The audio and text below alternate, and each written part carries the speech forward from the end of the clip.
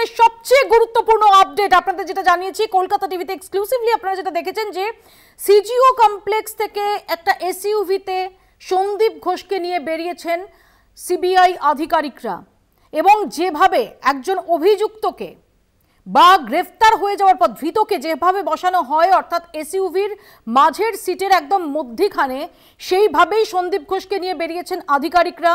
জল্পনা প্রবল যে সন্দীপ ঘোষ তাকে নিজাম প্যালেসে নিয়ে যাওয়া হচ্ছে। তাহলে কি অপেক্ষা করছে সন্দীপ ঘোষের জন্য? গ্রেফতারির অপেক্ষায় সন্দীপ ঘোষ, এটাই এই মুহূর্তে লাখ টাকার প্রশ্ন। রিয়া মাঝি আমাদের সঙ্গে এই মুহূর্তে টেলিফোন লাইনে রয়েছেন। রিয়া, যে আলোচনাটা আমরা করছিলাম যেভাবে আজকে আমরা রুটিনে ব্যতিক্রম দেখলাম যে আজকে সিজিও কমপ্লেক্স থেকে সন্দীপ ঘোষ সোজা বাড়ির পথ ধরতে পারলেন না, বরং তাকে নিয়ে সিবিআই আধিকারিকরা তারা বেরিয়েছেন। কি স্পেকুলেশন চলছে, কি হতে পারে? দেখো, অত্যন্ত নাটকীয় মোড়, যেমনটা আমি বলছিলাম যে সিবিআই এই স্পেশাল ক্রাইম ব্রাঞ্চ যখন সে এসেছিল অর্থাৎ একদম প্রথম দিনের কথা, সেই দিনকেও যেটা দেখা গিয়েছিল রীতিমতো নাটকীয় মোড়। একদম মেন রাস্তা থেকে তাকে সিবিআই এর স্পেশাল ক্রাইম ব্রাঞ্চের আধিকারিকরা রীতিমতো হাইজ্যাক করে এনেছিল এবং আজকেও যেটা দেখা যাচ্ছে যে এবার সিবিআই দপ্তর থেকে স্পেশাল ক্রাইম ব্রাঞ্চের ডিপার্টমেন্ট থেকে অ্যান্টি করাপশন ব্রাঞ্চের যারা আধিকারিকরা তারা রীতিমতো সিজিও কমপ্লেক্স থেকে হাইজ্যাক করলো এই সন্দীপ ঘোষকে।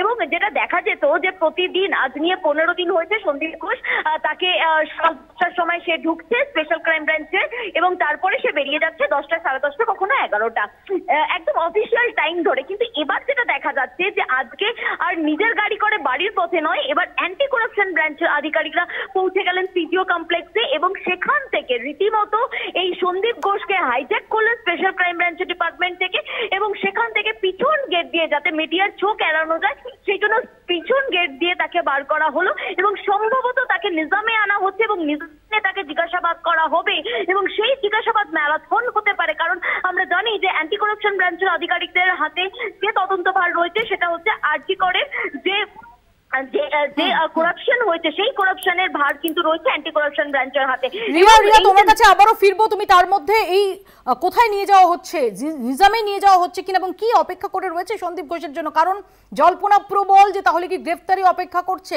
ইন্ডিকেশনস গুলো কিন্তু অন্তত সন্দীপ ঘোষের জন্য খুব স্বাস্থ্যকর ইন্ডিকেশন নয়। তোমার কাছে আবারও ফিরবো এবং প্রত্যেক মুহূর্তের আপডেট তোমার কাছ থেকে নিতে থাকবো। রিয়া, আমি রিজুর কাছে আসি। রিজু, যেভাবে সন্দীপ ঘোষকে নিয়ে বের করা হয়েছে, শোনা যাচ্ছে নিজাম প্যালেসে নিয়ে যাওয়া হচ্ছে, অ্যান্টি করাপশন ব্যুরোর যে অফিসাররা তারা নিয়ে যাচ্ছেন এবং ওই দুর্দণ্ড প্রতাপ সন্দীপ ঘোষ তার আজকে মুখটা আমরা রীতিমতো শুকিয়ে চুপসে যেতে দেখছি।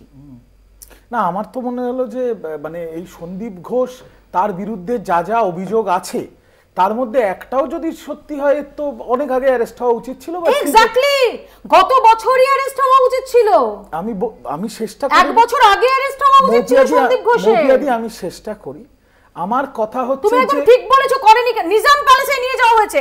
এই মুহূর্তের ব্রেক, নিজাম প্যালেসে নিয়ে যাওয়া হয়েছে। কলকাতা টিভিতে আমরা যে সম্ভাবনার কথা বলছিলাম, নিজাম প্যালেসে নিয়ে যাওয়া হয়েছে সন্দীপ ঘোষকে। সিজিও কমপ্লেক্স থেকে বেরিয়ে অন্য দিনের মতো আজকে বাড়ি যেতে পারেননি সন্দীপ ঘোষ।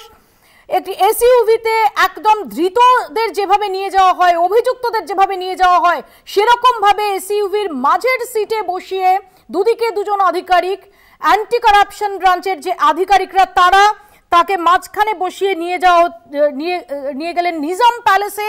কি অপেক্ষা করে রয়েছে সন্দীপ ঘোষের জন্য এই মুহূর্তে, সেটাই লাখ টাকার প্রশ্ন। রিজু।